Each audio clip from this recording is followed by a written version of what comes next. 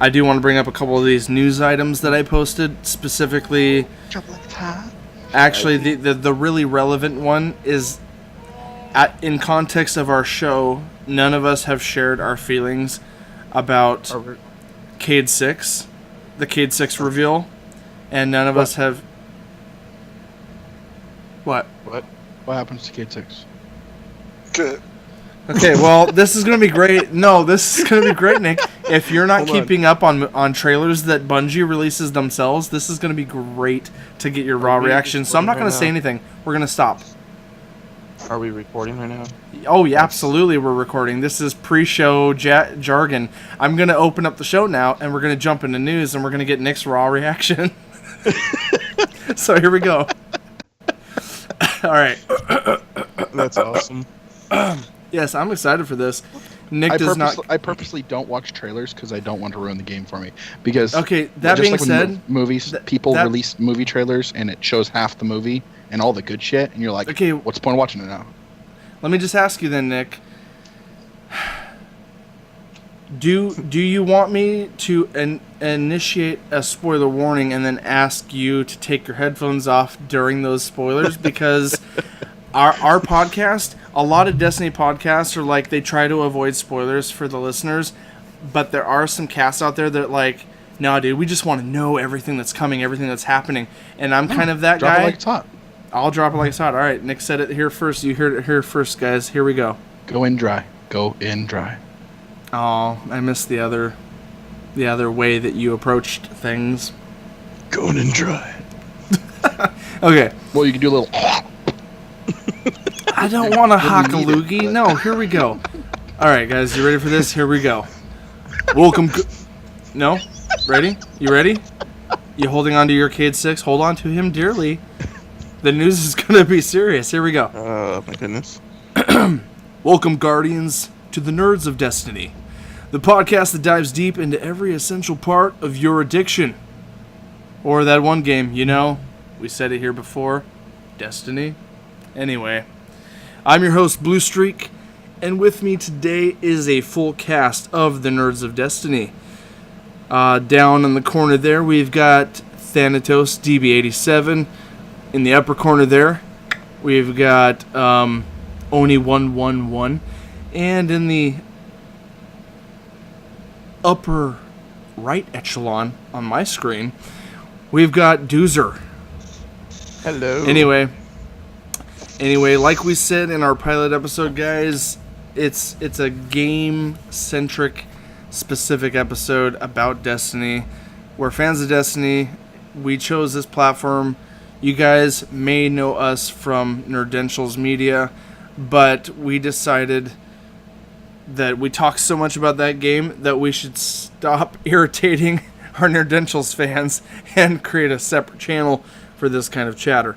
So here we are with episode 2, where we're going to jargon on about all the current updates with Destiny 2, current updates with the Solstice of Heroes, and a few juicy tidbits on what we're going to expect in September with the Forsaken expansion.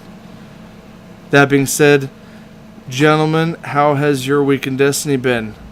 I guess to kind of direct the whole conversation, let's throw it over to Matthew. This is your first appearance, sir, on the Nerds of Destiny episode 2. Officially on the Nerds of Destiny. It's been good. I've helped a few people with getting their Whisper last week, 2 weeks. I got mine 3 weeks ago when it first popped out. And yeah, so now I'm just working on my Solstice armor and we're good to go. Very nice, sir, very nice. Up above us, Oni, how has your week in Destiny been since the new events?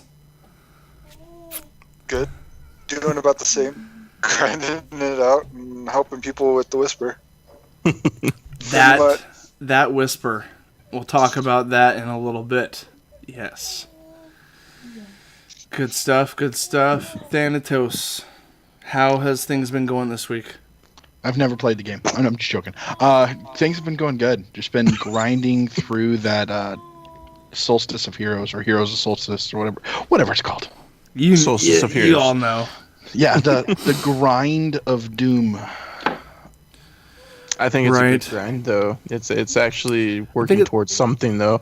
Instead of it just being just like the same old strikes and stuff over and over and over again, you're actually having to go into... I'm not going to lie. I think it's Bungie trying to appease us, and it feels like busy work to me.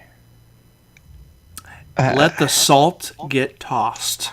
I'm not trying to toss salt. I'm enjoying it, and it's putting a new light on old parts of the game that we've already played repeatedly.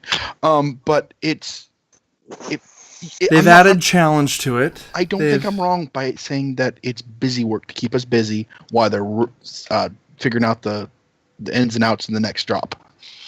You're not wrong. Making sure that it's not going to be bad by the time it drops. Yeah. Yes. I'm okay with that because I'm a completionist, and this gives me a chance to be the completionist that I am deep down in my black heart. You know what makes me sad about this? Whisper. What makes me sad about this is I also feel like I'm a completionist, sir, and I recently looked at I'll put a link down in the description for you guys, but on This Week at Bungie, they showcased a content creator. Forgive me, I forgot his name, but he created DestinyLists.com, where you can link your Bungie account to it, and it's kind of like... Yes? It's .net, not .com. Sorry. Bungie.net, but the Destiny List is .com, isn't it? No, it's DestinyList.net. I'm pulling it up, and it's DestinySets.com. Sorry, DestinySets.com. I'm looking at it right now on my phone. You're good.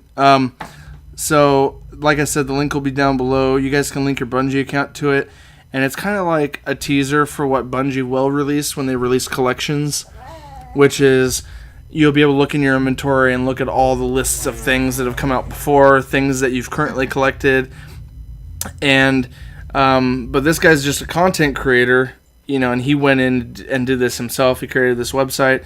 You can link your account, and it shows you like all your progress. You can click on the Solstice of Heroes armor sets, each piece, and look at the exact number of orbs you need to collect, stuff like that. So it's really cool, but also really saddening for someone who may have skipped out during the months of November and December. I'm looking at Season 1 stuff, Season 2 stuff, and I'm like, wow, I did not get a whole lot of these. So it's mildly disheartening, but also kind of cool as far as the future goes for Destiny, because you can kind of see what to shoot for. Lynn? I like seeing all the check boxes. The green check marks. I bet you like seeing all those check marks. I thought I had quite a good collection, and then I go back through there and I see a lot of things still not highlighted, and I'm like, great, that's just awesome. You're like, look at all those things I missed. There was one thing on there that kind of tripped me out. It says that I don't have the Monononat, but I linked it to you from my inventory in Discord the other day. But yet in the collection it says that I don't have it. It's not a perfect system. I mean, it's a guy like either of us, doing it on his own time, creating this website. It's not officially released by Bungie, but it is kind of cool just to kind of see sort of a ballpark of what you have or don't have. Right. Bungie will be adding collections come September 4th, I think, is the official update for collections, at least. Anyway, a lot of cool stuff, but... Where are you going to put that website so we can do that? Oh, I'm going to put it down in the description of this YouTube video and podcast. And probably our Discord for our fans. Yes, thank you for shouting that out. Go click on that Discord link, guys, and join the conversation. Don't do it. It's a trap. I mean, what? Hopefully reverse psychology works, Doozer. I really hope so. Anyway. Right. His new name is Akbar. It's a trap. Anyway. So yeah, my week's kind of been a bit of the same as you guys, just kind of grinding through that armor. I haven't hit the blue armor yet. I'm only 2 little objectives away. I've got to get 27 super kills in the Crucible. That takes a little bit of time. But Mayhem is happening next week for all you guys that are not super sweaty in the Crucible. You guys can get in on that on those super kills next week with Mayhem. And then I think, Sweaty. yeah, that's the description they use. Like sweaty balls. Mayhem's not too sweaty though. It's No. That's my point. Is Mayhem is very like your supers regenerate at a much faster rate. Power weapons are available much more frequently, so your ability to get super kills in Mayhem is very accessible during that playlist. I could just And tethers are annoying. yes, For they are. some, true. I was gonna say though, I could sign into your, account Blue Streak and just go ahead and get them for you. You know what? If you've got that extra time, dude, you're welcome to help me out with that. Now that we've covered our introductions, what we've been up to this week, shall we get into a little bit of news? No. News. I've got a few bits of news. As I drop my phone. That was the proverbial mic you were going to drop here in a minute. Alright guys, Will Doozer stepped out for merely a moment, but he is fully up to date with most of the news, so we'll just fill you guys in on some of our thoughts on currently what we've heard going on. So, one thing we didn't share, and I kind of want to get Matt's opinion on this. We'll get it when he gets back, but as far as Oni's and Thanatos' opinions, I'm very curious, guys, about how you feel about what they're doing with Cayde 6 as far as the plot goes. Now, Thanatos, how up to date are you? Have you heard anything about what Bungie is doing with Cayde 6? It sounded like you didn't know. I've heard a little bit of it, and I've heard some rumors of why it's happening. Oh, okay. And I just assume that we might see him later because, as you know, the number at the end of all the Okay, so there's some interesting conversations because he's called Cayde 6, and the way exos work, when being revived. Okay, so let's just throw this out there. Everyone knows already because everyone in the Destiny community has seen the trailer for the plot reveal that Bungie dumped on us. And we didn't get to share our feelings at the moment, but I gotta say, I felt truly devastated on an emotional level because I Hunter main, and you know what, Lynn, shake your head all you want if you don't feel that way, but I felt mildly emotional about the fact that Cayde 6 gets shot straight in the head by Aldrin, and After his ghost gets shot. Yes, after his ghost gets shot, which means he can't be revived. At least, okay, so like that's what we all saw. So for me, I was really like kind of getting upset about it watching it. And then I've gone over the last few weeks of listening to people's reactions and theories of what they think may or may not happen. And yes, there's the little theories of, well, what about Cayde 7? Because exos do have the ability to be rebooted. Yeah, rebooted. Now, Lynn, do you know the official lore behind how that works for exos when they come back with an added number? Because I know it's not. They lose portions of their memory, which is why Cayde 6 has no recollection of his son or his, previous family. And that's, his stashes, the little bits of lore that you get from the stashes, hints towards those old memories because he left notes within the stashes so that he would remember. And when you do when you do get rebooted, that's why if you ever go over and stand next to Banshee 99 or whatever, no, Banshee, he like randomly banters on, and then like at the end of it, he'll go, or I'm just making it up or something like that. He goes, I can't remember exactly. Right. That's what he says, and he's just randomly going on about something from the past. Right. Or what's her face from Future War Cult? If you go to her, she Lakshmi. Mm-hmm. Yeah, she tries to remember stuff from the past, and she has different timelines there, and people think that it's because of Vex time manipulation for her. Yeah, possibly, but it is. Yeah, it makes sense as far as like Exos being rebooted, as far as dying and that kind of thing. Now, unfortunately, the interesting thing about this, there's a couple interesting points about Nathan Fillion doing the voice acting, and rumors about not knowing really what they're going to do. Now the main producers or lead guys over at Bungie for Forsaken have told us repeatedly, or has told the press repeatedly and fans that no, this isn't a trick. He is dead. He's not coming back. There is no Cayde 7.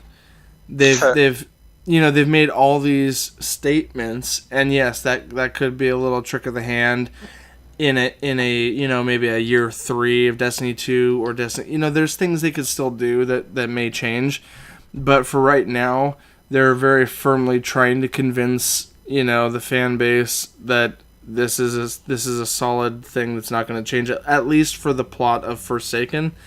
And I truly do believe that we're probably not going to see him come back, at least during the expansion of Forsaken. It is possible they could bring him back in a storyline after that. Bungie has a 10-year contract with Activision, so there still is a Destiny 3 in development, and who knows, they could work some sort of spin metal storyline into bringing him back.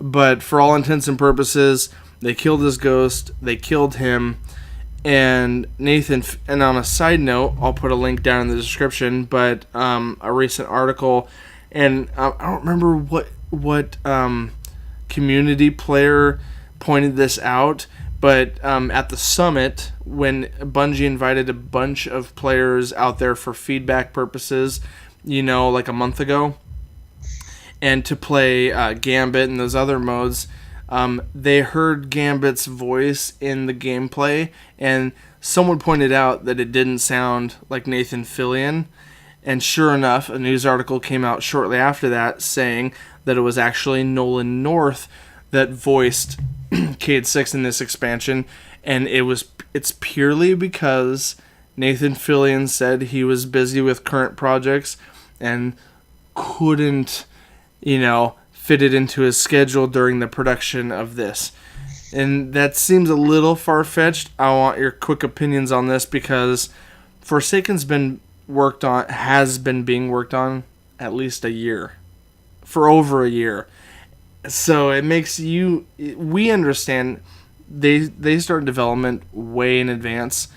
So how could they not somehow squeeze Nathan Fillion in here?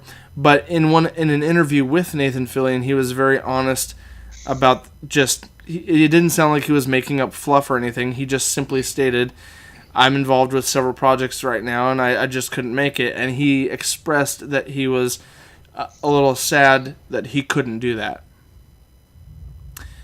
In a trailer that just dropped last week, showing the Legendary Collection or the Ultimate Edition or whatever it is for $60, which gets you the base game, all the DLC, and Forsaken for $60. They showed a little bit of additional scenes of him talking to Uldren as he's dying on the ground, and he says, I can't, he mumbles something like, I can't hear you, you gotta come closer or something, before Uldren puts the final bullet in his head. And I could tell that was Nolan North talking and not Nathan Fillion. Nolan North is an incredible voice actor. It still sounded good, but I'm still very saddened as a fan of Nathan Fillion and a fan of Cayde 6. So, I'm done rambling for a moment. What do you guys think about the voice change and the fact that they killed him, that they're killing him off? Oni? It kind of sucks that they did it before the reboot. Like, if they were going to bring him back, that they had Nolan North come in as still Cayde 6 as opposed to Cayde 7. But Right. Yeah. It's I guess it is what it is. I recently personally tweeted Nolan North and Nathan Fillion saying, I respect the hell out of Nolan North, but I am sad as hell that Nathan Fillion is not doing the voice acting for him. So that was my position. I think that Nathan Fillion is more of the persona for Cayde than Nolan, because Cayde seems like Nathan Fillion's personality. Yeah. Oh, absolutely. It's Nathan Fillion with an exo mask on, basically. I mean, if you go back and you look at all of his characters from everything he's been in, it's his personality, it's his persona. And that's the manifestation of Cayde is pretty much him. Yeah. Thanatos, thoughts? I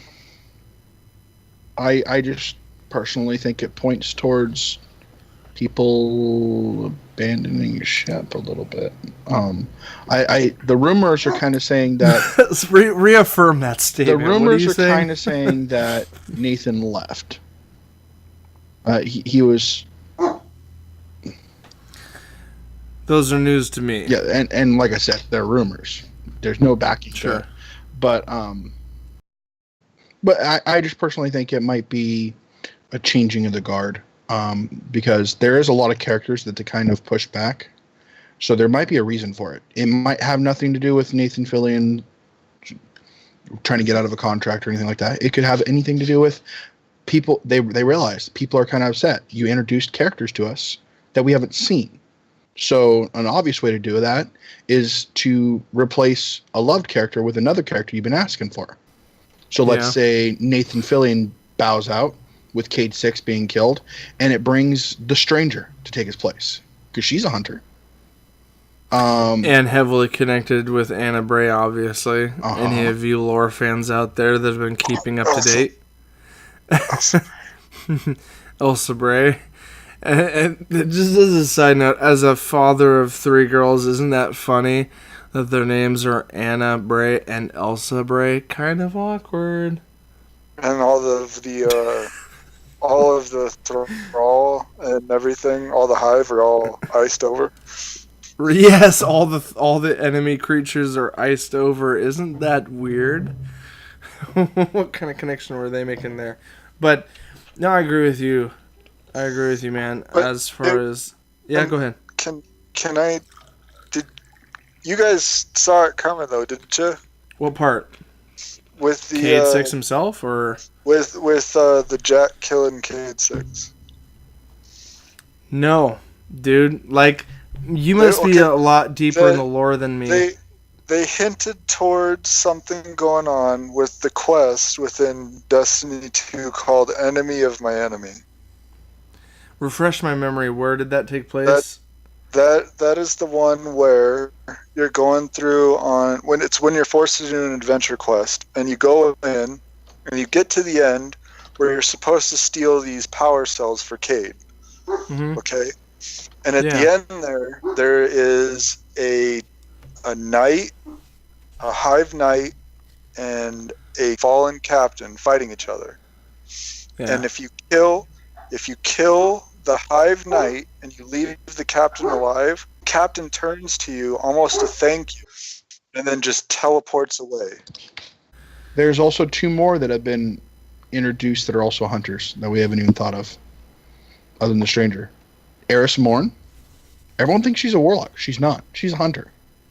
Yeah. Is she? Oh, I really didn't know what she was. Yeah, they didn't really tell you in the gameplay on Destiny 1, but if you read the lore. Oh, okay. And Anna Bray is technically a hunter. Yeah. I can see that, though. She kind of wears, the outfit for it, too. There is also the hunter from the Iron Lords expansion from Destiny 1. You remember doing Iron Banner in Destiny 1, the hunter that came? Trying to remember her name. I can't remember her name either. It's been too long, dude. For me, But tail end of D1 for me. They did do an Iron Lords expansion at the end of D1, and there's still not an Iron Lords expansion for D2. They could also. Do you think there's? Sorry, go ahead. And the Queen. Yeah. There's a lot of theories that Aldrin is actually trying to fight, because they never concluded concluded her death. She's not. That's what I was getting. Yes. That's my point. Lynn's making that point too. Yeah, they never concluded her death. So, and the way Aldrin delivers... Hold on. If you guys watch the trailer, I'll put a link in the description of our episode. But when Aldrin goes to shoot at Cayde, it's almost like a regretful kill. He does this. He closes his eyes as he pulls the trigger to kill Cayde. Almost like he doesn't want to, but Cade's in the way, and to get to whatever he's trying to do, get his sister back or whatever it is. Go ahead, Lynn. Sorry. That's what I was getting at with that quest. The enemy of my enemy. Okay. So in D1, the Queen and Aldrin were friends with the Fallen. Okay, and they were always utilizing the Fallen. The Fallen were their friends. Okay, what do you think these Fallen that Cayde's locked up are? They probably need them to re-manifest the Queen. Right. There's some rumors, and I don't know the full lore behind it, but that possibly Marasov could be taken. No longer like a purebred awoken anymore. Like by the time we see her, maybe. Like, you know what I mean? That's getting thrown around. She manifested into pure light. Yeah. And then she leads you through a lot of quests as pure light. So I don't know if I'd go too far into the she's taken now. No, not necessarily. It's just one of those wild theories of what we might see. Yeah. You know, like maybe Aldrin doesn't end up being the big bad in the raid of the Forsaken. Either that or she comes back because the way Aldrin's going about it is all wrong, and she shuts Aldrin down. Possibly. Doozer, you had something? I was gonna say that don't they bring up the fact that at one point you have to go into the darkness to come into the light? That gets repeated a couple times, yes. Yeah. Man, there's some fine details in that, and like notes that I didn't put down here today, but there's some interesting things that could come out of that. So anyway, Doozer has joined us. Let's just briefly get your feeling on his death as being something Bungie promoted as happening, and the fact that Nathan Fillion is not voicing him for the last few moments that we have with this character. What are your feelings, sir? I feel that it is a travesty that he's going to be dying, and I think that it will be him completely being gone from the game.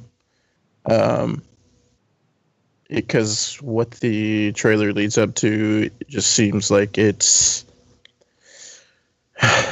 a blow to the Vanguard. He was the solar light of the Vanguard. He's our inspiration as a hunter, man. Yeah, I know. But there's You've got Bray. It's also a hunter now. That could take his place. We all mentioned that as being kind of like an exciting possibility. Good point, sir. Yes.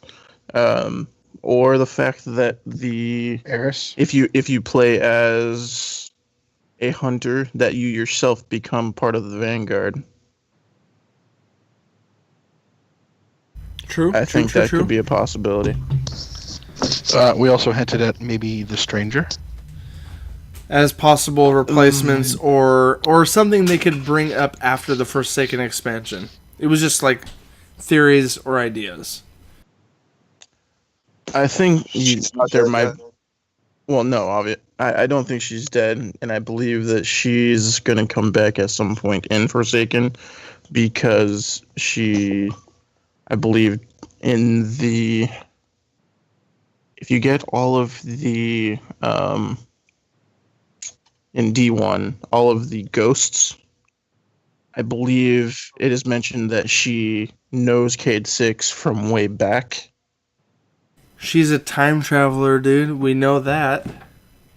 And the fact that, who knows, maybe she might possibly take his place, but I think more or less she comes back just to kind of guide you like she did in D1 as far as like where you have to go, kind of a thing. Right. I don't think she's... I'd like to add to Matt's point that both of them are technology experts. He steals it, but she creates it. Yeah. Good points. Hey guys, there's a lot to cover, and it's been a while since we've recorded an episode, so I wanted to get those initial thoughts out. Does anyone have any concluding thoughts as far as the revelation for plot and lore before we jump into like gameplay updates? Anything? Any additional comments? I believe that with hunting down these guys, excuse me, apologies. I believe that that's going to be having to do with the raid that comes out later on as well. Yes. I think at least it's going to be raid boss 1, 2, and 3, so to speak, kind of a thing. But Or 6. Or 6. We'll talk about that. What it kind of sets it up for is kind of like going back to like a vault of glass, to where you actually had to beat like a certain boss to go forward and forward and forward, instead of just, like type. Me with the facial expressions, Nick with the typing of the keyboard. It's all good. We're tracking. Mm-hmm. Look, with the Leviathan raid, you don't really have bosses. It's more or less just like certain situations you have to clear. Yeah, it's mechanic heavy. Yeah. Trials. Yeah. Yeah. There you so go. Many people want Trials back. Bungie, are you listening? Everyone wants that. I never got to play it. Me neither, Nick. Me neither. All right. Anything else? Doozer, are you concluding? No, that's conclusion. Sorry. Okay. No, you're fine, dude. Doozer had to step away mid-conversation, and the news updated that. So now that we are all caught up on the Cayde 6 of it all, the emotional experience of it all, let's pull out of the news now. Only other thing I wanted to mention, I'll post links in our episode description, but we do have confirmation that for at least one of your characters, there will be a level boosting engram of sorts, kind of like they did in D1, where if you're new to the game, you can get, and here's the cool kicker, you can not only get your character, Oni, you're like shaking your head with shame. Come on now.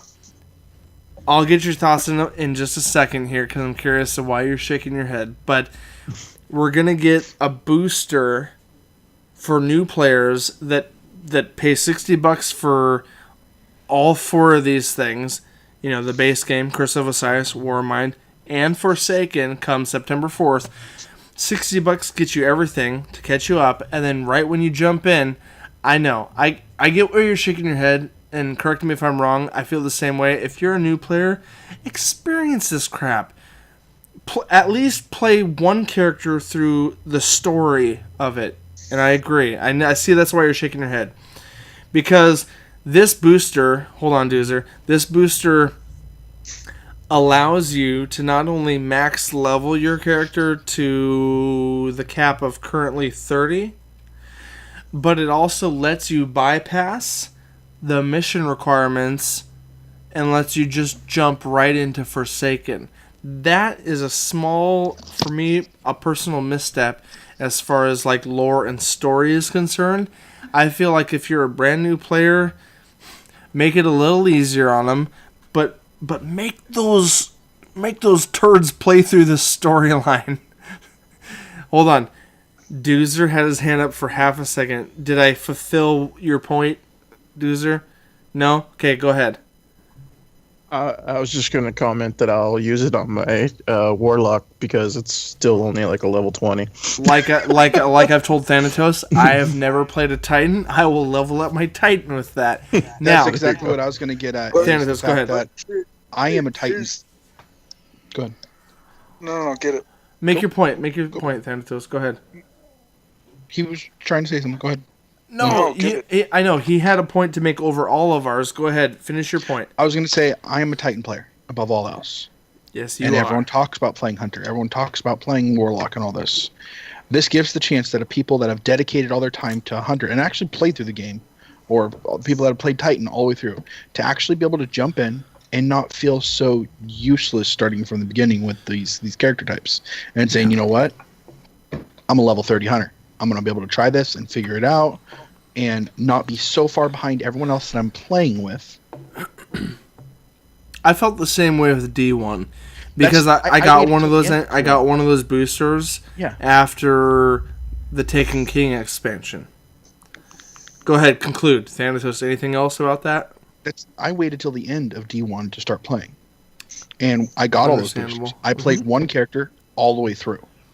I ground till I got to where I wanted to. Then I'm like, you know what? I want to try the other characters. I had the boosters, so I had 2 different boosters for light levels. Crazy. I boosted up my Warlock and I boosted up my Hunter, and I played all of them. I wouldn't have done that otherwise. I wouldn't have wasted the time. I would have just played my Titan. So that, for you, it was helpful, and you appreciated that option. Okay, Oni111, go ahead. Spiel your thoughts. Okay. Now, for us players that have actually played through all 3 classes and leveled each class up, well, no, you can go check my freaking stats. I'm not, dude, no. I'm doing quotation marks as like a sarcastic remark. I respect the amount of time you've put in. Go ahead.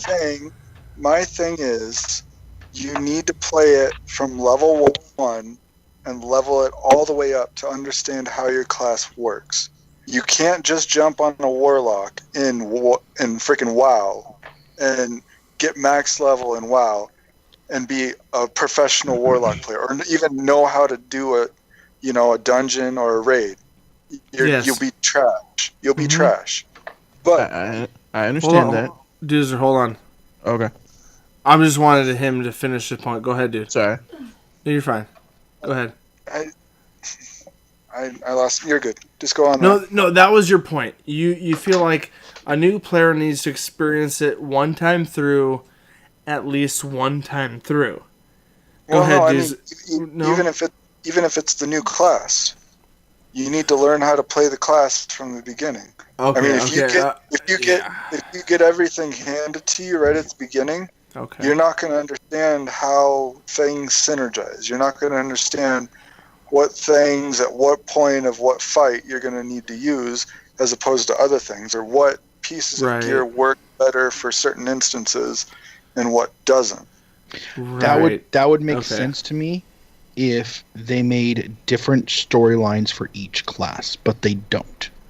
It's the And- same exact whoa, whoa, whoa, storyline, whoa, and whoa. I'm not going to waste my And- time playing no. the exact same storyline over and over And- again. In D1, they had specific storylines for each class. Oh, they did? Yes. Sorry, dude. Yeah. I am so fresh out of the water with D1. So I okay, didn't with know D1, when they brought out the Night Stalker, when they brought out the hammers, when they brought out, because you could only have two things Yeah, you in only got vanilla Destiny. You can only play as a Blade Dancer and a Gunslinger as a Hunter. You can only play as a Voidwalker and a Sunslinger as a Warlock, and a Striker and a Sentinel. Sentinel, yes. But I don't think it was called Sentinel back in It D1. was But Defender. It was Defender. Defender, yeah. So when they brought in those three other classes, you actually had to play through each one of those characters. Like, each one of my characters is what they are currently, because Yeah. I actually played all through the main campaign in D2. Yes, but They're top level 20. They were, if I go back to D1, they're all level 400 in D1. well, here's the thing though. The only part that was different was those specific subclasses. To get the Hammer of Dawn, you had to go through the Hammer of Dawn missions to get No, those. but- And even if you leveled instantly with the thing before, Hold on, you still hold on. had to do those missions to unlock those. When- I was okay when- with Hold up when- before all the when- chaos when- ensues. No, Go ahead. When Destiny 1 first dropped, you could only pick one subclass. So if you started a Titan and you picked Striker, you could only go Striker. You had to go through the storyline to unlock the Defender Titan. All the way If to you the went- end? Hold on. All the way to the Mhm. end? To a certain point, you had to go through and learn that subclass. And then when you got to the next one, you had to level up that subclass. And it actually, you'd go through the ring and level up the ring, and you'd get that new ring, and they would explain that power. Yep. Just the exact same way the weapons and the armor worked in Destiny 1. Was you had to level up the ring, then you got the power, and then your quartermaster within the tower explained how to use that power once you got back to it. Yep. So there was a lengthier progression in experiencing the different subclasses. That's what you're saying? Yes. You weren't You actually didn't like just- thrown into. You didn't just get the act Hold on. like in D2. You didn't just get the action point and get the skill. Okay. You actually had to go to Zavala as a Titan, talk to him, and he explained it. Huh. Like Okay, playing right, from right. vanilla- There was no explanation about it, and people were upset at that. Okay. And then they changed it come House of the Fallen or whatever, when they put out the first level boost, the spark, the first, what was it, level 20 or whatever. They Mhm. put those sparks out that you could jump straight to 20 when the Right. House of the Fallen came out. So you skipped all of that and just totally ignored it. Huh. Crazy. Like, And that's what's kind of frustrating me with this thing that they're putting out right now, where you can get all the expansions and everything. For all of us who actually paid for, vanilla D2, and then got the other two expansions and played through them, and they're just getting, that's another topic. Like Right. three of Well- my good friends are waiting specifically till they drop it and say, "Hey, here's all the expansions packs. You don't have to wait for the next one and all this." I waited that for Destiny 1. I specifically waited for that because I did not want to have to wait for a year and a half for them to come out the next booster for it. I wanted to be able to play the game from start to finish without having to wait. And I understand some people like to do that, and there's nothing wrong with that. But if you're a hardcore Destiny player, like with vanilla Destiny 1, I a lot of people don't understand the struggles of level 29. I know, dude. And here's the thing. On a quick side note, like I bypassed the 29, the level 29 struggle. Me personally, I bypassed that because I wasn't there for that. And Lynn probably knows what I'm talking about. Huh? I was saying Lynn probably knows what I'm talking about. Or I mean, dude. sorry. Okay, on a quick side note. My bad. No, you're fine. on a complete side note, I was living in Nevada with this fool. I remember. Okay. Not fool. That's right. Only 111. I was living in Nevada months before Destiny 1 dropped. I heard his excitement. I heard that he pre-ordered. I knew that I was there the night he was waiting for it to drop, and his brother-in-law, shout out to another Joe out there, I won't say his whole name, he was waiting too. Both those two bros were waiting for the drop of Destiny 1, mind you, the base game, while I was in Nevada living with this Mr. Oni111. And I wanted to be a part of that, but also, tied up with life, this, that. I didn't really fully realize how cool this game was until a year later when the expansions started coming in, So that's the thing. So, like, bottom line, there's different levels of ownership. You guys can raise your hands, Oni and Doozer, as far as ownership of being like the early adopters, and there's still passion behind the secondary adopters. That doesn't make us any less passionate about the game. No, that's what I'm saying. Thanatos and Blue Streak were the secondary generation adopters of this game. We came in much later in the game, but we still took an equal amount of passion with where we were allowed to enter into. So, I mean, you know what? Let's... Doozer, you want to say something real quick? Go ahead. I tried to get you guys into that game before it even came out, and you know what? Oni did the same thing for me because I was living with him at the time. Like, I was hyped for this game. Like, I love Bungie as a company.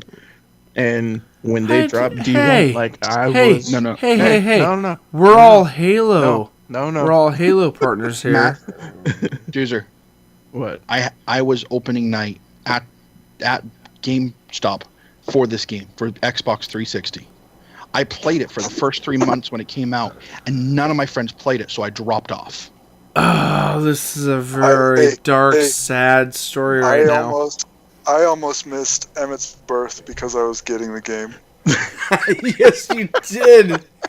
You bastard.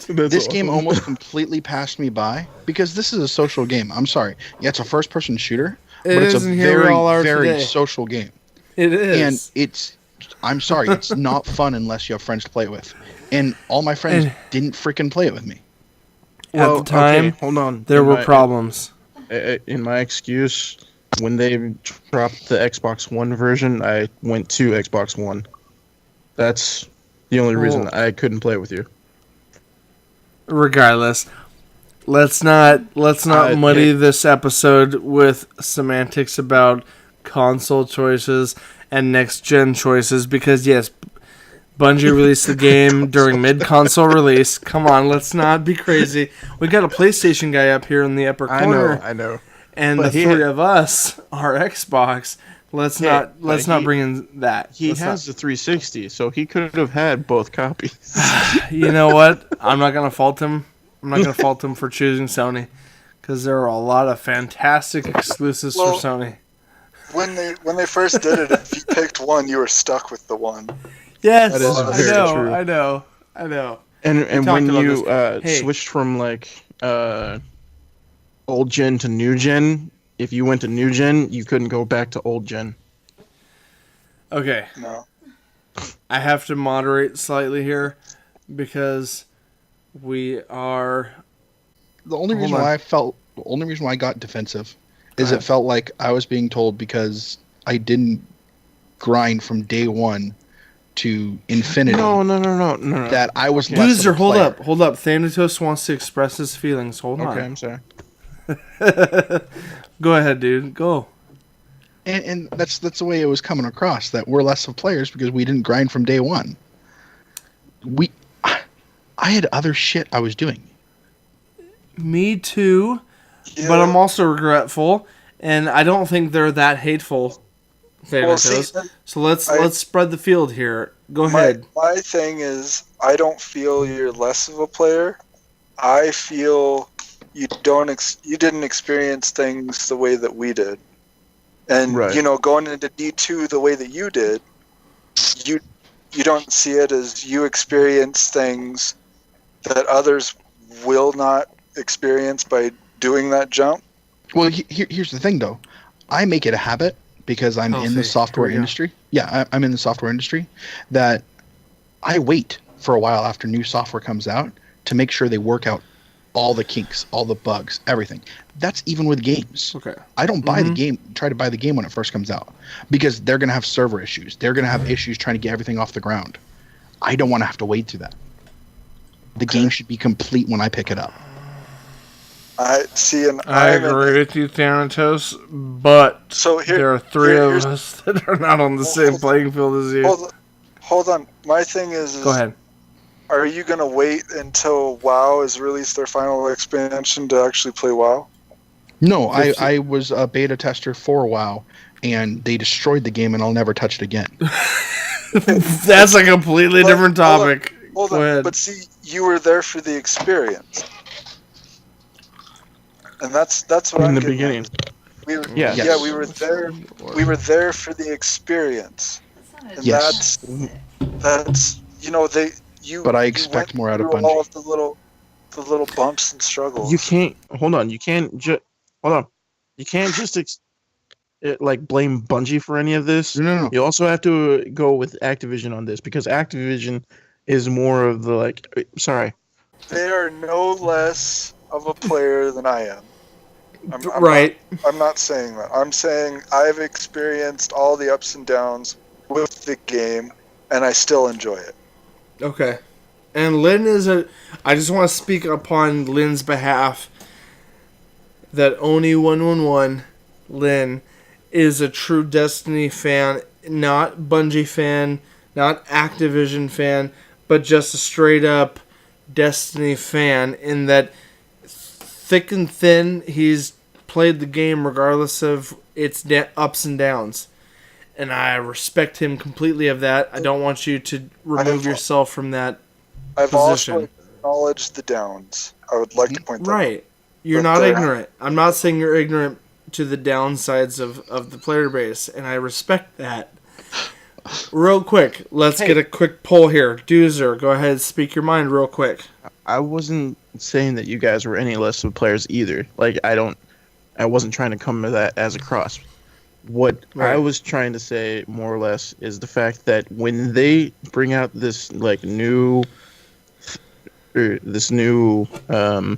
level thing, to where they can just level up and not have to deal with any of the bypassing story. Mm-hmm. Right.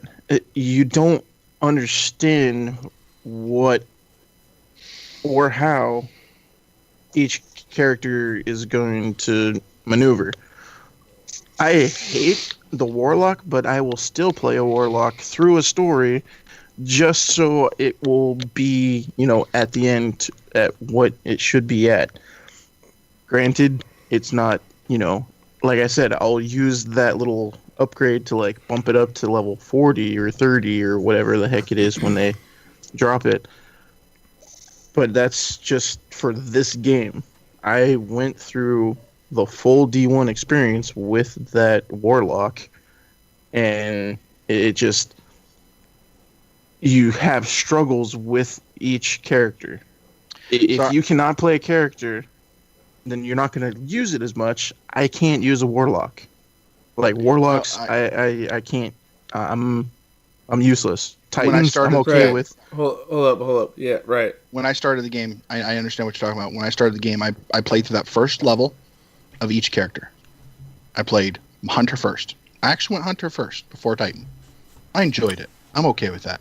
Titan, I loved even more. It was just like, yeah, badass, awesome, go with it. And then I got to the freaking Warlock.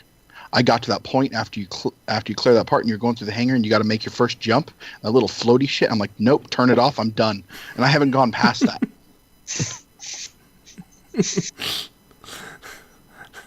Respect. I will say this. Painful. Hold on. I will say this. With the Warlock jump, you won't actually die from falls because you're still gliding down. I haven't died from a fall. Carrying somebody through the Whisper of the Worm quest on my Warlock. There you go. You know the room where it's got the little island in the middle and you have to jump to the ledge right before the push blocks? I can clear that. I can clear from where you slide under to the first plunger, from there over the island all the way to the rocks with the sword equipped on my Warlock. I do that with Lion Rampart, and it pissed Joe off. On a quick side note, have you guys watched? Side note, have you guys watched Spire of the Stars or the other raid layer speed runs where all of them are equipping Titans and all of them are swiping their damn swords and they're floating endlessly over the damn craters and they're just cruising through it? 10 minutes. Anyway, this is quite a crazy tangent.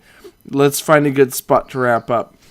Where are we at right now? We were just talking about the content drops and how we feel as veteran players versus new players. With the Spark of Light coming out. With the Spark of Light coming out. I did not realize that was going to be an episode unto its own.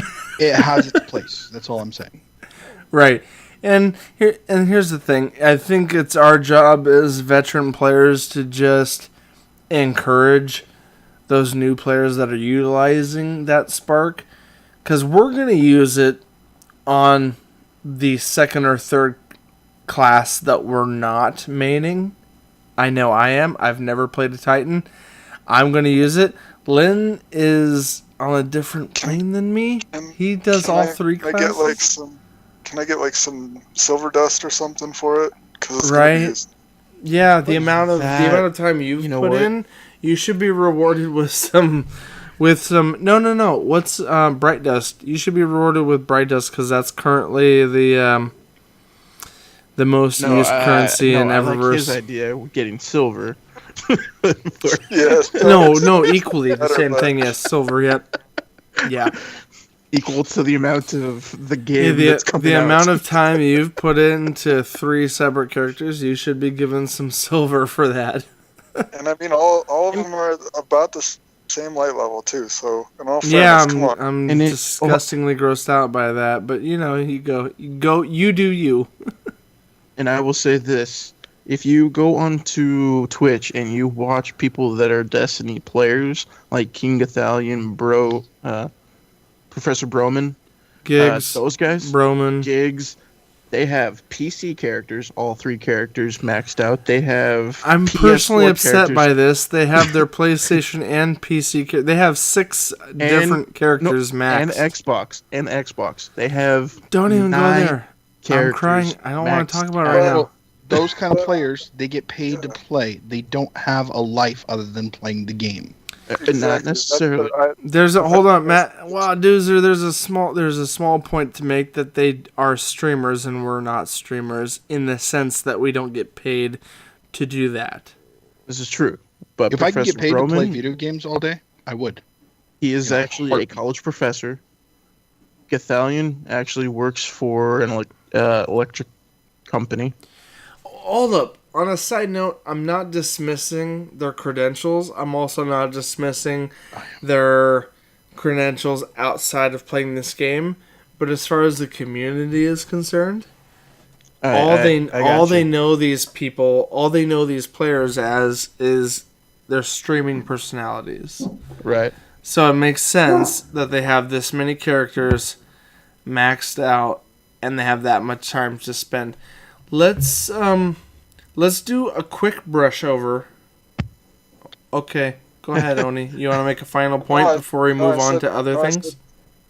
Let's speed it Fucking up. move on. Yeah, let's roll this Sorry. bean footage. No, we're fine. So I'm not trying to piss people off. Now, in our introduction, we covered our Solstice of Heroes and what we've been doing. It's a grind. We covered the updates about Cayde 6, our feelings about that, and where Forsaken is going to take the plot. Let's see. We've kind of covered the controversy of updates, new players, and... Oh, yeah, never mind. Go ahead. Sorry, dude. You're fine.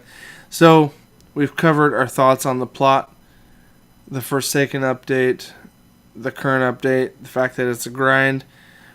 To conclude our episode tonight, guys, we're going to dive a little bit into the new supers coming in Forsaken September 4th of what each class is getting. Each subclass, 3 per class, Hunter, Warlock, and Titan, are each getting a unique super per subclass. So that's Solar, Void, and Arc. And we're going to briefly run across what those are and what they look like. And how excited we are about what that looks like. So, 9 new supers, guys. Let's jump into the breakdown. Let's see. Okay, real quick. Actually, I have an idea. Go ahead. Matt, Joe, you guys are hunters by nature. Mm-hmm. Okay. Hell Lynn, yeah. You're the warlock in our group, right? No, he's a hunter. Are you a hunter? Oh, dude. Okay. I was going to say we break it up that way, but never mind. Right. Hold up. Do what you want. I'm a hunter and a Titan. Oh, I'm a Titan. Snap. Okay. That being said, Nick, let's do this. We'll cover briefly what the Warlock offers and whether or not that interests us, but let's cover Titan and Hunter because that's the mains of this group. Okay. So here we go. We're going to dive into Hunter first. So for the Arc Strider, kind of one of my main interests as of Destiny 2, we get the Way of the Current. Arc Strider, Way of the Current. So as far as the perks go that come along with that super, we have what's called the Tempest Strike.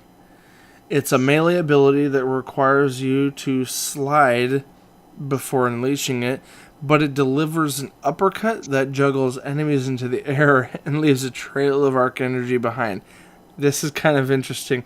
So the slide that we're so commonly used to, you have to go into a slide to do this uppercut move, and then it leads a trail of arc. Now coming up, Doozer, go ahead. You had something to say? I was gonna say it's about dang time that there's something that like comes out of the slide. Well, no, that the Hunter has that the Titan always has, and that's that freaking shoulder bash. Like the shoulder charge? Yeah. I'm like, what the hell? They also did the flip-flop of that, but we'll get to that later. We'll get to that shortly. Yes. So we got the Tempest Strike, which is a lot like the shoulder charge of the Titans. And if you think about it, it's kind of cool. The slide, he summons his quintessential freaking staff of light and kind of does this like uppercut with it and summons it instantly, and then it disappears. And it's just like, wham, bam, thank you, ma'am. It's a lot like the tractor cannon and its ability to launch its enemies. Yes. So, to unleash the Tempest Strike as often as possible, the perk Ebb and Flow will electrify any target you use an arc ability on. So that's fun. Punching electrified targets disorients them and provides grenade, melee, and dodge energy. That's always a plus. These, you guys gotta remember, these branches are very cyclical. You start with the first perk, and each one benefits the previous one. Yep. So, while you're doing all that punching, the perk Lightning Weave will increase your reload speed anytime you punch an enemy, letting you finish off anything you don't kill with punches and a short burst of fire. Yeah, and this actually very reminiscent of a Titan, because they actually have this perk built in already that as they punch, it reloads their weapon.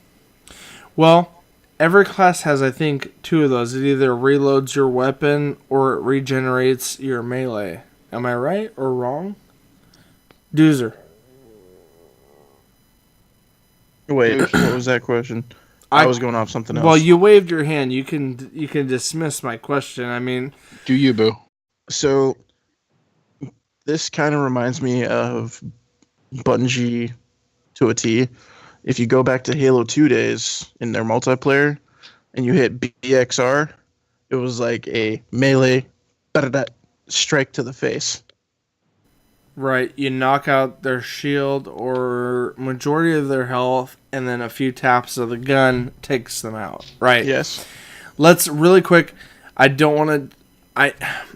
On any other night we would spend more time on these, but those were the perks. Let's cover the Whirlwind Guard. Yeah. The additional super. Wait, in is the an Archstrider a Jedi? You would think a freaking Darth Maul, if you will, from episode 1. The Whirlwind Guard modifies the Arc Staff super with a shield that you can activate by holding down the aim button, which deflects projectiles as you approach your target. If you do manage to deflect a few bullets, your Arc Staff attacks will deal triple. This is ridiculous. Triple damage for a short amount of time. So your deflection mode, as you get closer to your enemy, amplifies your arc attack by triple the amount of damage. So that whole thing is, bottom line, pretty. I love it. They missed out on a really cool finisher though here. Really? They could have done the spin and right at the end throw it. That could have been something. AKA Raiden. Wait, what? Yeah. Never mind. There's other Guardians worthy of that move. Oh, well, no, Oni? Raiden as in like Mortal Kombat. Never mind. Anyways. I caught you, Doozer. I caught you. Oh, hold on. Only subclass does not have a ranged attack. Only subclass not to have a ranged attack. Yep. Ouch. Well, that's why That's why we have the gunslinger. And this new subclass gives you no sustainability. And you're squishy? And you said I was bringing the salt? All right, you salties. Let's move on to the gunslinger. Way of 1,000 cuts. This is salt. interesting. That was large flake freaking kosher salt. Just oh god. Thank you. No, thank you for explaining that, Thanatos. I really needed to know. Gunslinger, you were saying, way of 1,000 cuts. Now, in my early days of D2, I thought Gunslinger was cool because of the throwing knives. I really did enjoy the throwing knives ability. I like the fact that Bungie has now incorporated a path for hunters to now accentuate that throwing knife ability. And here we go. The Way of 1,000 Cuts perk lets you throw super lets you throw an entire fan of them using the knife trick ability, lighting enemies on fire. While they're burning, the Burning Edge perk will fill up your dodge, and Playing with Fire perk will grant you energy for knife trick if you manage to kill the burning enemies currently lit aflame, if you will. So again, it's a cyclical tree of perks that lead to your super. The cool super, though, or the interesting super, I'm curious about how this plays out, is called the Blade Barrage. Barrage.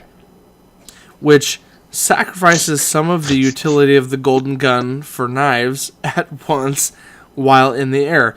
And so this, as a quick side note, I should have said this at the beginning, but a lot of this information in my notes come from GameInformer.com. Right now they have a month-long It's kind of like IGN, where they get their IGN firsts, where they get a month of coverage and exclusive coverages. Well, Game Informer happens to have a little sweet spot next to Bungie, where they got a bunch of exclusive information that they've been dumping on us week after week. So Game Informer has unleashed a plethora of exclusive first look content. A cornucopia of a content. Yes, Oni, a cornucopia of content. I will probably insert a spoiler warning prior to jumping into this whole segment that if you want to go in blind into this content, don't listen. Before I move on further, did you Oni, you were shaking your head as I was sharing this whole golden gun crap of Blade Barrage. Did you have a counterpoint, or do you want me to finish the golden gun part?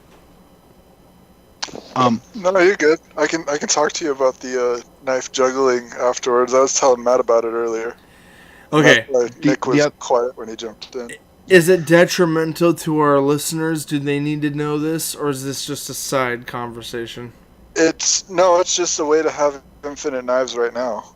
Yeah. Oh, okay. All right. There's two things kind of to know about the Blade Barrage. One, if you Barrage. I got corrected, Nick. It was Barrage. It was Barrage. It's Okay, I got Barrage. corrected. It You was said Barrage. Barrage. Okay, let me. Can I finish this off? Let me hard cut to the finishing off the explanation, and then you cut in with your. Here we go.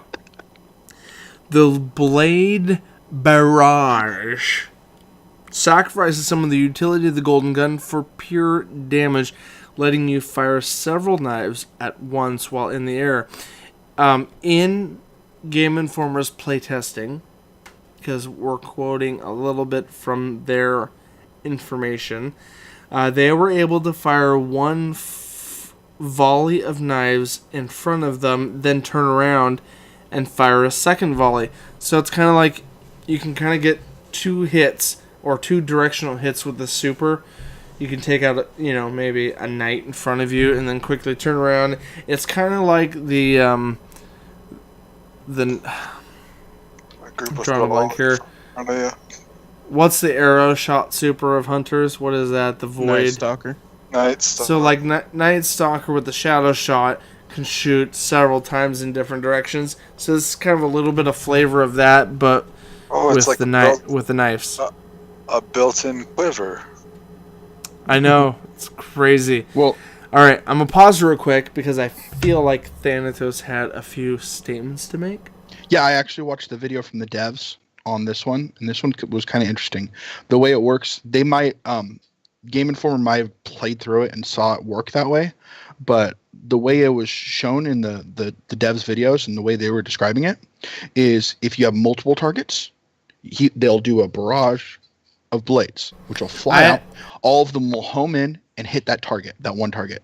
If there are multiple targets, they will scatter everywhere and divide and hit everything.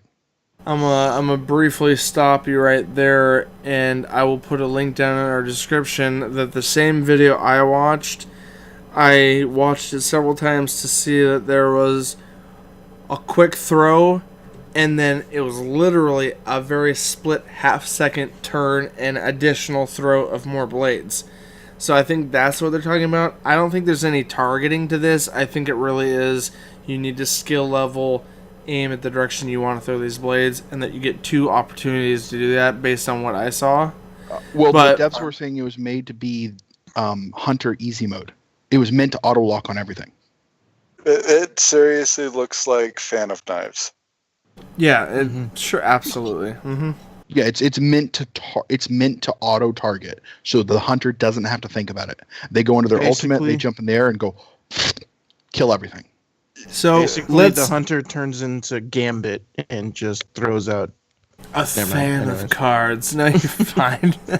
Okay, let's conclude with Night Stalker, Way of the Wraith. So the way this one plays out, Way of the Wraith focuses on getting an undetected. Focuses on getting in undetected and scoring quick kills. So starting by scoring a precision kill while your health is full to have the perk Flawless Execution kick in, which grants you invisibility. And then the perk True Sight kicks in, letting you see enemies through walls. It's kind of like Foe Tracker, where you see a little indication that someone's behind an area to hunt down your targets. Hit a foe with a melee attack quickly after, and you'll weaken them with the perk Shattering Strike, which reduces their damage output. If that doesn't finish them off, your perk Corrosive Smoke Bomb melee ability explodes in a line, slowing and damaging enemies from afar. With your enemies slowed, you're free to land a few precision shots on them, turning you invisible through the, again, Flawless Execution perk and starting the cycle over. Again, Bungie's all about that cyclical action. For those of you who love the Night Stalker's toolset but prefer a more active super than firing an arrow to decrease DPS, like our tethering, the Spectral Blades super not only lets you roam for kills instead of landing a single shot, but do so while invisible, letting you pick up foes before they notice you. So this is some interesting opportunities. So this is Blade here. Dancer from D1. Yeah, it basically what it looks like is they took the Blade Dancer, what's it called, Blink Strike, and basically put it on the Night Stalker and made it invisible at the same time. So you're like even extra harder to like even like figure out where the heck you're coming from. Hold on. After they nerf stealth. That is true. Yeah, to each his own. Am I right? Yeah. So, Blink Strike is amazing though. So I will probably be using this. we're gonna have a whole bunch of Night Stalker hunters walking around going, "I'm Elmer Fudd. I'm hunting wabbits," and just out of nowhere come out of invisibility / dicey. Exactly. That would be me. So That's what it was. That's what it was in D1. Is a freaking Blade Dancer. Yeah. Mm-hmm. Exactly. On a Because quick. Go ahead. on the Blade Dancer subclass in D1, if you crouched for like 2 seconds, you would stealth for like 5 or 6 seconds. So you could crouch behind a corner, stealth, and then pop out, and then just unload an entire auto rifle into somebody and get that kill. Yep. Crazy raw reactions here. And then there's the Titan we got to talk about. We got. Okay. Are you tracking notes or? Okay, there we go. I am. All right. Thanatos, would you guide us swiftly through the great, interesting aspects of the Titan? Are you cool with that? Yeah. No. I'm not the only Titan player here, though. As Mr. Oni 1-1 also has had. As had been made aware of us, yes. But the first one on the list, we have Sentinel. Code of the Commander. Apparently, we are a Riot team leader. But like, I'm just gonna go straight to his super. His banner shield. Go for it. Yeah, for the Sentinel's most known for like Captain America shield. One of the things you could do is you can hold like the block on it, and you create a wall that you can't get hit. But now that shield is even more impressive, and it covers a much larger area. But here's the cool thing: you can shoot through it. Your team players can shoot through it through the one side, but anything on the other side stops. This is something I think the Titan fan base has been asking for in a long time: is the ability to shoot enemies through it on the defense side. Am I right? Oh yeah. Well, if you look at the Cabal shield guys, I forget their names. Phalanx. The Phalanx people. Phalanx. They have their shield up and they're shooting through it. Why can't we?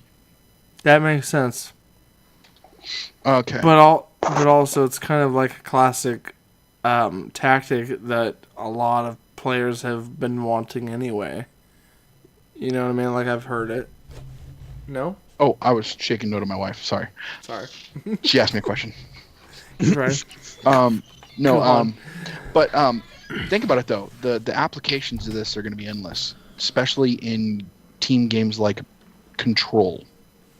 You go to take I'm that. excited about what we could pull off in the Whisper, and I'm so sorry we didn't talk about that at the beginning of the episode, because that's kind of relevant. Yeah.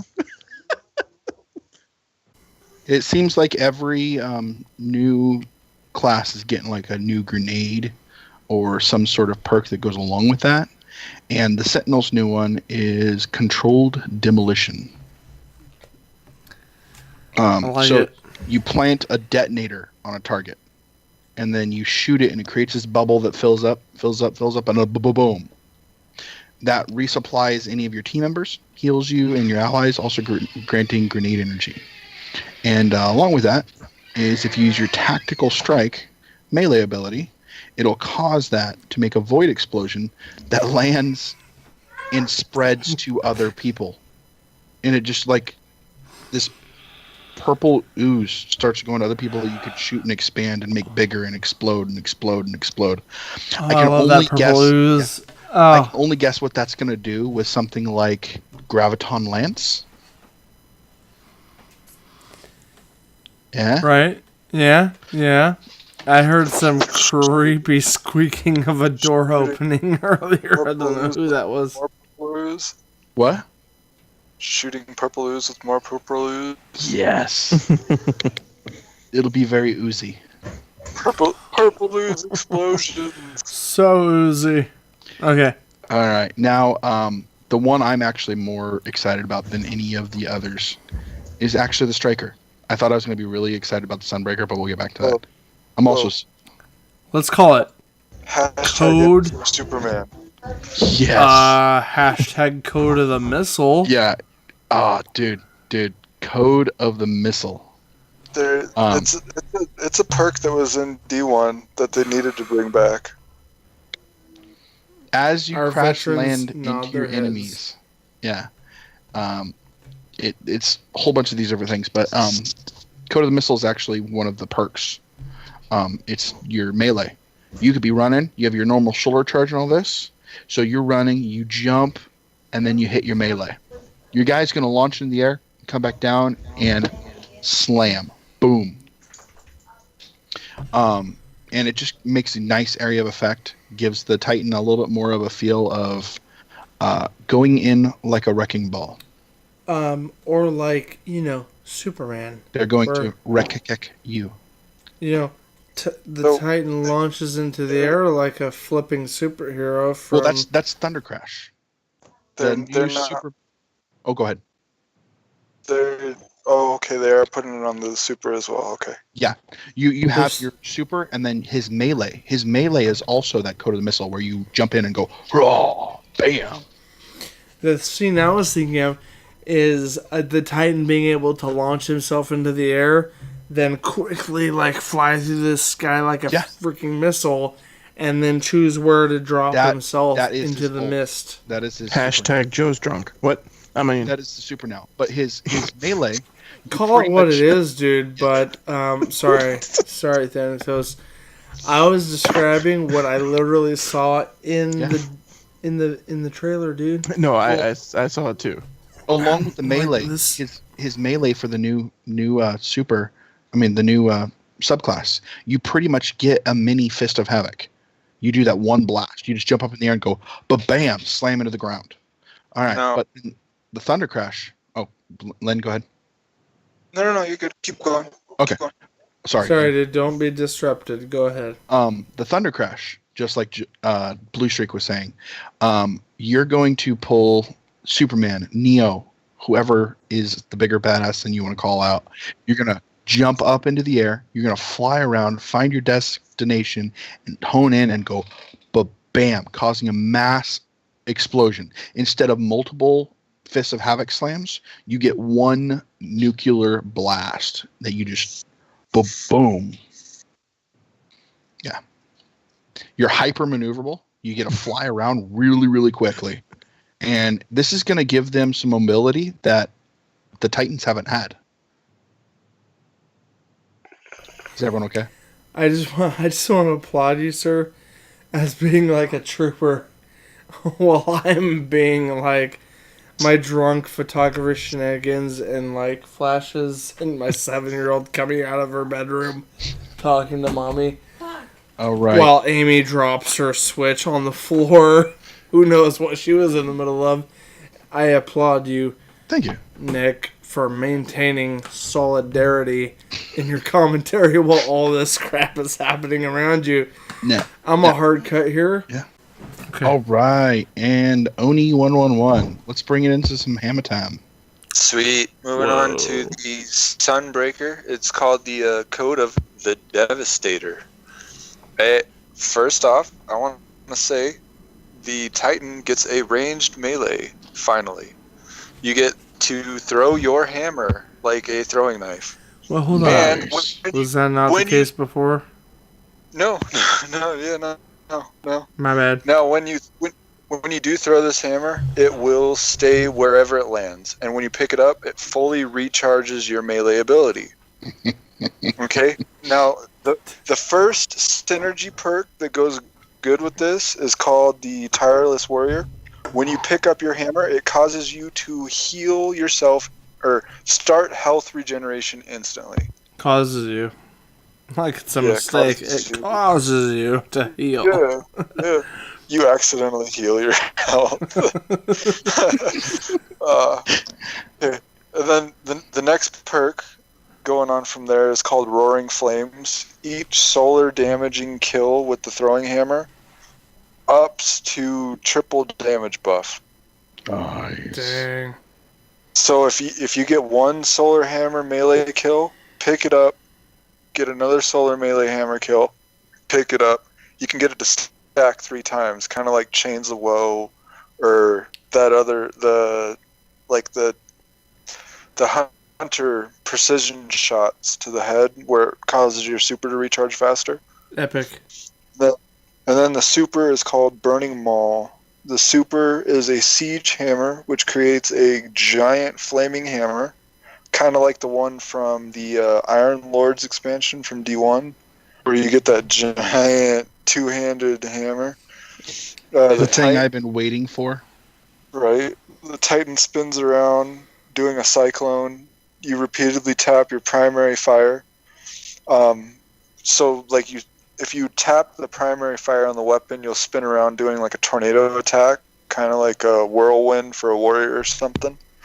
And your secondary fire will cause the Titan to smash his hammer into the earth, sending a tornado of flames forward. An actual tornado, too. Yeah, of flames, nonetheless. Tornado. It's a fiery tornado. Flaming tornado. Actually in the game. Yeah. That's crazy. Pretty epic there. Especially with the ranged melee finally. Right. You know what I appreciate about the creators, or the 2 leads of Destiny, and even the devs of Destiny period, is that they're on like this tangent of, yes, let's break the game. Because in D1 you went through these supers and these different things coming out that essentially broke the game. And by break the game, meaning they're not balanced enough. They basically OP'd.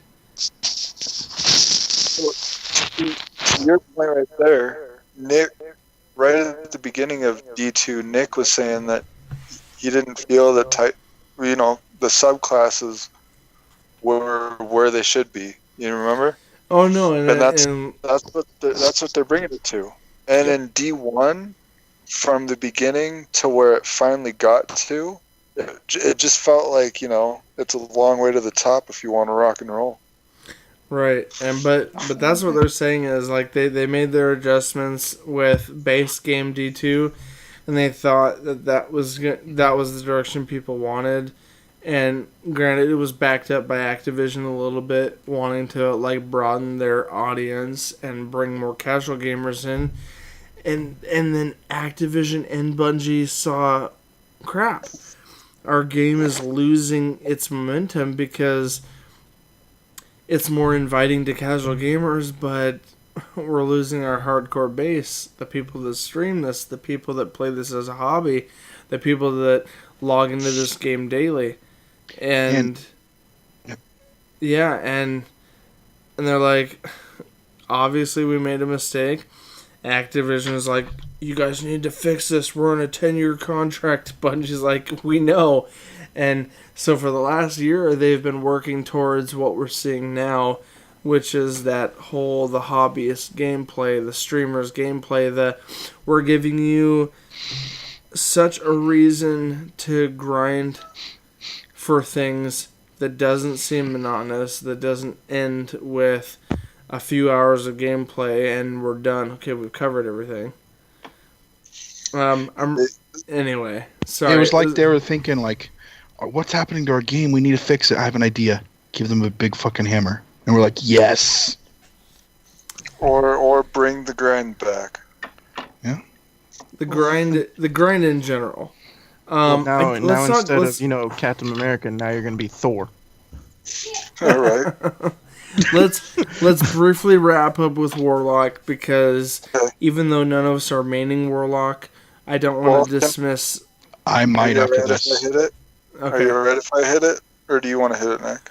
Hit it fast and hard. I'm seconding. Okay. My secondary is Warlock. I'm gonna start off with the Voidwalker, which is Attunement of Fusion, and the super is Fission. Being called. Yeah, Fission. Sorry. A Fission. You're fine. Attunement of Fission. Yes. It's Nova Warp. Okay, and it lets you teleport, and when you teleport, you explode. Wasn't this described by the devs as being like this anime thing where you're like where Goku instant transmissions? Yeah. Well, and Destiny players know it as what? What's this? Basically, it's a blink strike, but instead of just blink strike, you're actually going to be exploding, which actually seems to be really fun. Right, but to be fair, though, you're blinking a couple times and then exploding. No. This claims that every time you blink, you cause a mini explosion, or you can hold the explosion button and just do a large increased radius explosion. Right, or you could zip around like an invisible ninja and then unleash some wrath.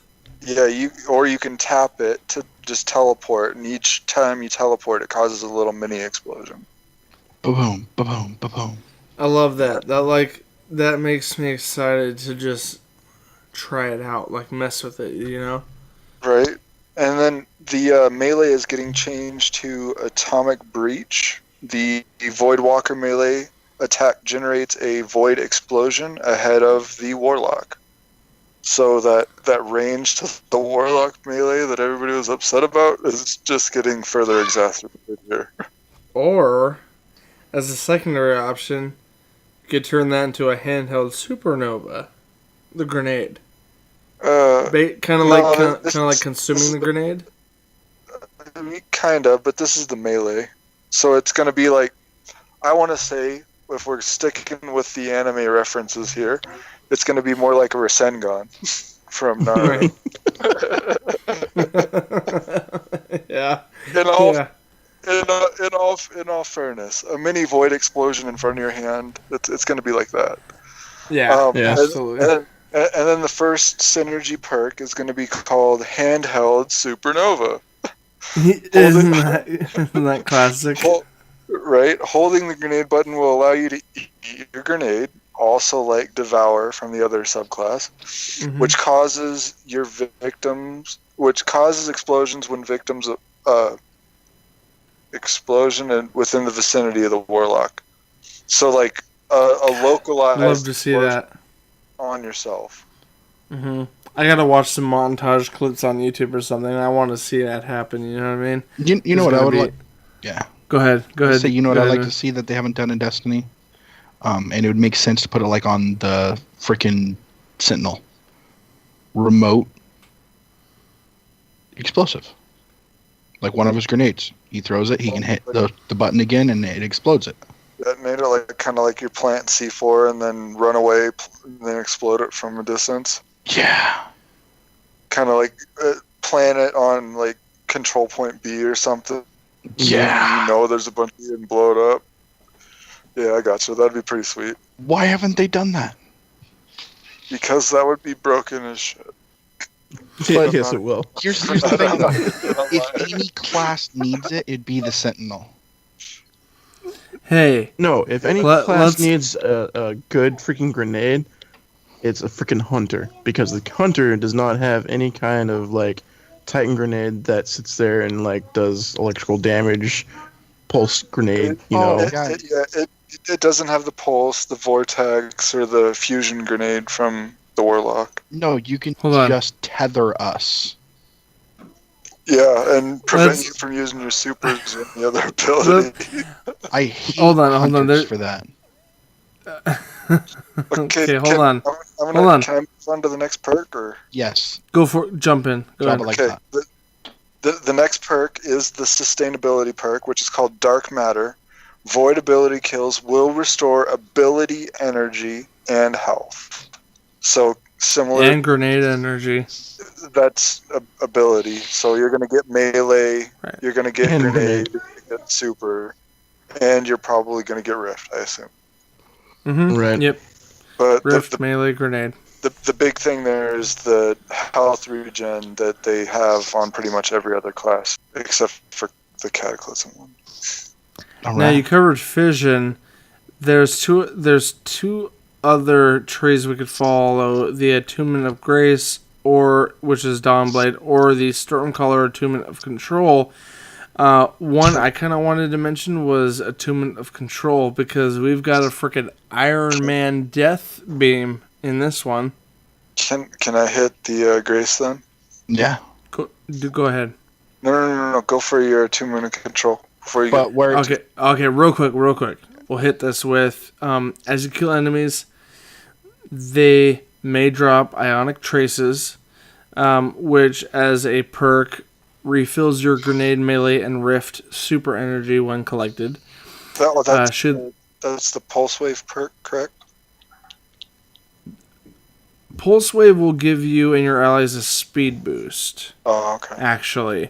Now, the Ionic Traces is something you can collect, which adds to your grenade, melee, and rift. Should you happen to get injured while collecting them, Pulse Wave, your second perk, will give you and your allies a speed boost, which will hopefully let you escape danger. Or you may take a chance at hitting your foes with the perk Ball Lightning, which is a ranged melee attack that produces a slow projectile that shoots out lightning. Now, You get a importantly- grenade as a melee. yeah. right? Now, when casting your super Chaos Reach, as using it as at the right time could mean using it more regularly. After activating it, you fire an intense beam of arc energy. We called it the Iron Man maneuver. I would more almost keep with the anime version and say it's Kamehameha Wave. Yeah. Well, which, and it Times quickly... Wait, Yeah. sorry. Yep. Yeah, times It 10. quickly eviscerates anything in its path. If you happen to catch an enemy unaware, you can activate it, kill them quickly, then activate your super again to stop the beam. This is one of the few supers where you can stop it halfway through the burn, Which is ridiculous.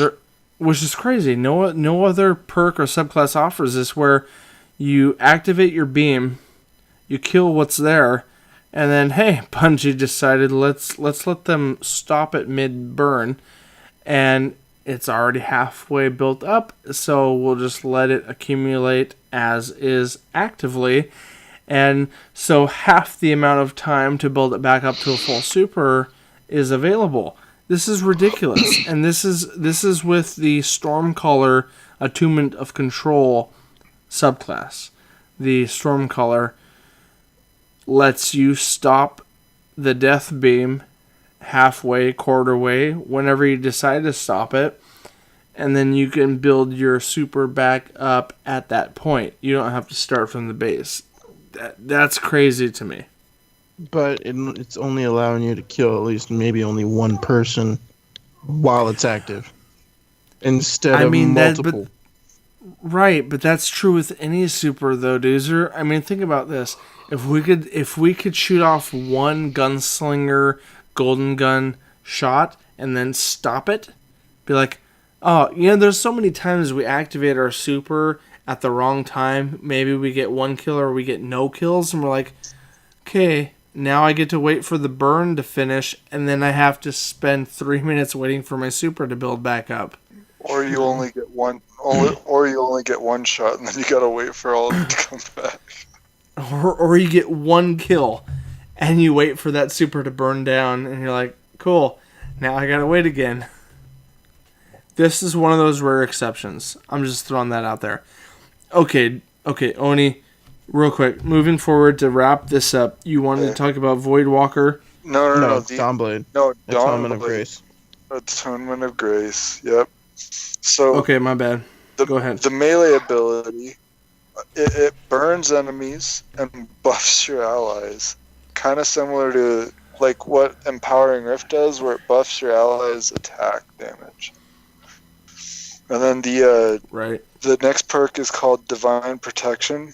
You can hold your grenade, kind of similar to like what the Voidwalker can do, and then throw it out, and it launches health for allies and also drops overshield orbs. You can turn it into what they call blessings. So instead of like an attack option, this becomes... You actually turn into a healer, like Radiance used to be. This is... Is it this one or Titans where for the first time we see a subclass that acts as an actual support class It's this. rather than pure offense? It's this one. Right. The next perk is called Benevolent Dawn. Any healing or buffing abilities regenerate the Warlock's non-super abilities. So your melee, your Grenade and your Rift. And then the super, I'm excited for, is called Well of Radiance. The super of Well of Radiance, in which the Guardian sticks their sword into the ground and creates a large rift that both heals and buffs allies. This buff lasts for 30 seconds. This is a one-stop raid DPS regeneration.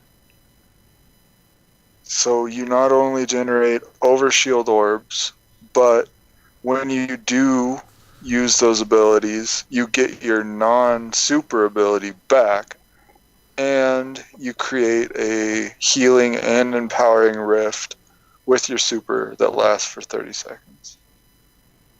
Right. I wonder if this will synergize with the cape that allows Rift to push back. Well, just kind of... Oh, go ahead. Sorry, I mean, just as a side note, it points out that it doesn't stack with your Rift, which prevents the DPS or healing from getting too out of control. But it also means you should be able to effectively empower your team for the duration of 2... And this is Game Informer's quote in their article. They wrote, it should be effectively enough to empower your team for the duration of 2 Callous damage plates. They're referring to the raid. Well, I mean, one plate doesn't even last 30 seconds, so... This says 2 Callous damage plates, so I don't know how long that implies. I'd like to know what the radius is on the effect of the when you stab your sword in. If it's just the size of a rift, or if it is... We're talking about 2 minute of control, right? Yeah, when I saw a video, it was actually a rather big circle. It's like a circle, like a control circle for like control. Like it's that big around. So do you think it would be able? Well, okay. Well, it's actually the bubble is based off the same distance the Ward of Dawn used to cover.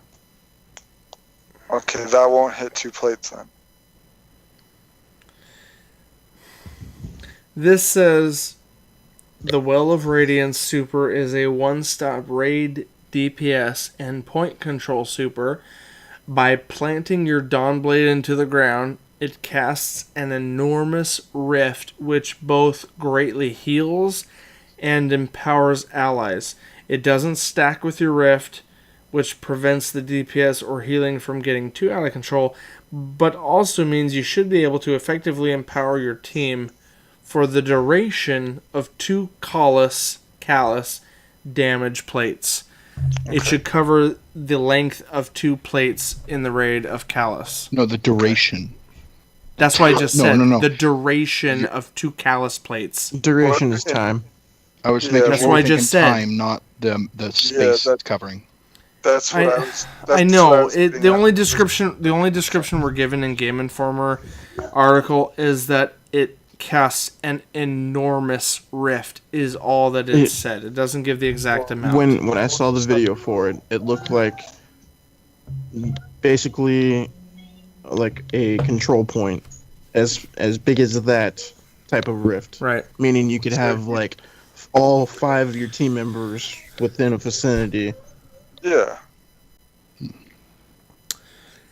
So now in Destiny, we effectively have a medic. Yeah, we have an actual Medic support class. Yeah, no, Nick is right. It does give healing. The grenade when you hold it. Yeah. Which is going to be very important in PvE if you're doing raids and shit. Like that nice segment right between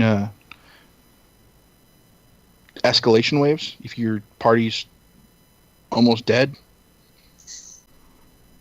Nick, I want to point out one thing before we conclude the episode, before we get to the wrap-up point, to Matt, to all of you guys, Lynn, Matt, and Nick. As of the day I went to Nevada on vacation, the day I went out there, I was at 110 hours of gameplay in Destiny before coming to Nevada. As of the day I got to Nevada to right now, which is only 2, maybe 3 weeks now, I've almost logged in 200 hours in the last 3 weeks. 200 hours in the last 3 weeks. That's not normal for me. My wife is starting to feel neglected. feel that. When I got back, I logged in 100 hours while I was in Nevada. Lynn, I don't know how it happened. Between the kids playing out in the backyard and you and me just vegging, I got 100 hours in 1 week while in Nevada. And then in the last week or 2, I've logged in another 50. So, bottom line, I'm almost at the 300 hour mark, which on the Xbox dashboard has put me in the 14th place. Matt's up in the 5th or 6th place. Water Malone is just above him. Brayhan, I don't know who Brayhan is, but he's become a friend of mine and Nick's and part of us. Brayhan's my buddy from Texas I've been playing with. He's the one that's getting me through escalations and raids and shit. I know. I'm trying to tell Matt and Lynn that Brayhan has 1,100 hours in Destiny 2. Shout out to Brayhan. This will be an outtake. Shout out to you, Brayhan. He is in the 2nd spot on my friends list. He's in number 2 out of the top 20 list. I don't know. I'll have to look. I'll look later. I don't care right now. I just wanted to point out that there is someone with more than 600 hours. Kevin Water Malone has 600 hours. Matt has 550. I don't know where Lynn stacks among that because he's not on our Xbox list. Well, no, I mean, I'm like, 2 hours a night, maybe, during the weekday? Same with me, though, recently, which is why I've racked up almost 300 hours. Today. But you also have 3 different characters, and you might, I have 300 hours on one character. I hunter main almost 300 hours of a hunter. That being said... Like today I was on from noon to 7. Yeah, let's... You're going sideways, Lynn. You must have moved your phone slide. There you are. Okay. Let's let's get to a wrap-up point. I want to make a quick shout-out for the listeners, for the Destiny 2 fans in our clan that we play with that probably will listen to this. So here it goes.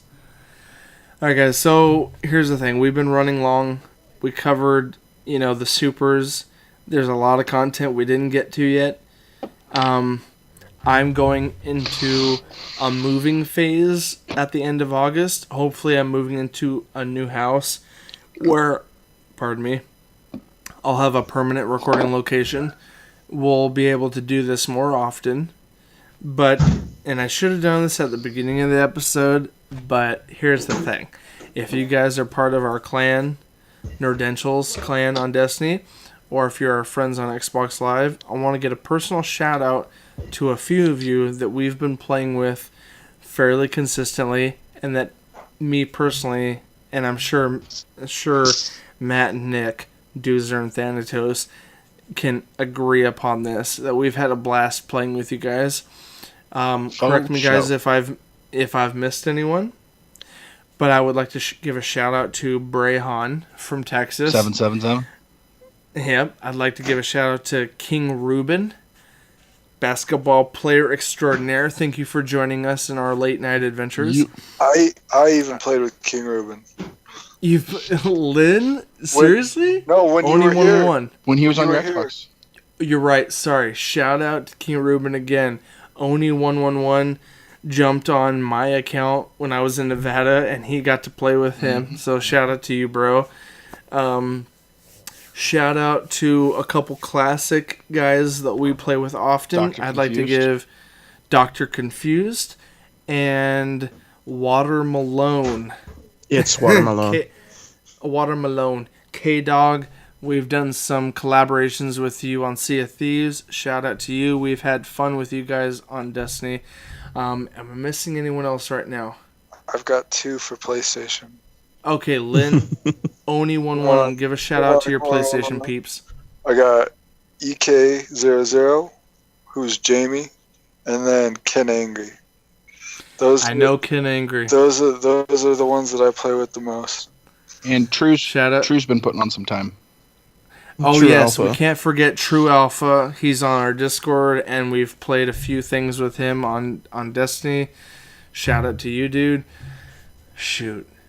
If we're missing anyone else, we'll catch you guys in the next episode, unless you guys think of it as I'm closing out. I actually want to send out a shout out to the whole clan I've been playing with a little bit. It's part of Brayhan's clan, Lords of Dread. They helped me through escalation and the raid. So they were all awesome. Shout out to Lords of Dread. Yeah, Mezzy and Naval and Brayhan. Yeah. Anyway, guys, high fives to you and shout outs to you, the players, the clans. Guys, if you're interested in following what's going on with the Nerds of Destiny, join us on the clickable link for the Discord. It is associated with Nerdentials Media because we also head up a whole nother thing covering films, TV, video games, and comic books. But for the Destiny fans out there, join us on there. We've got channels dedicated to Destiny chat. We also have LFG. Join our clan, Nerdentials. If you guys are looking for players to join up, we're on all around the globe at different hours. Hit us up. We're also on Twitter. All 4 of us are on Twitter. We love to be Twittered. Or just hop on the freaking Discord and say, "Hey, I need somebody to play with." Just jump. Somebody else. Someone play with in Destiny. That's right. However, but you know what? The only people maybe. listening are probably Destiny players right now because that's what this episode is. So, that being said, go to nerdentialsmedia.com or click on the links down below. Find all our links, everything else we do. Guys, it has been a blast chatting about Destiny. We will be on a more consistent schedule later this fall. But for now, thank you for listening. For me, Blue Streak, Thanatos, Oni, and Doozer, we are the Nerds of Destiny. And as Oni said it in the previous episode, I like how he ended it.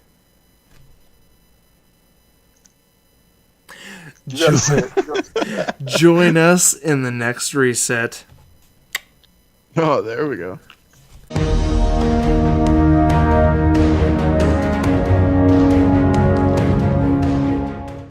Yeah. There it is. I like and that. We'll see how that goes. Reset. Did you not watch to the end of the pilot, Doozer? Dude, I thought it was kind of funny though. How we always keep saying we'll see you on the other side, and you finally got the Sparrow the other side.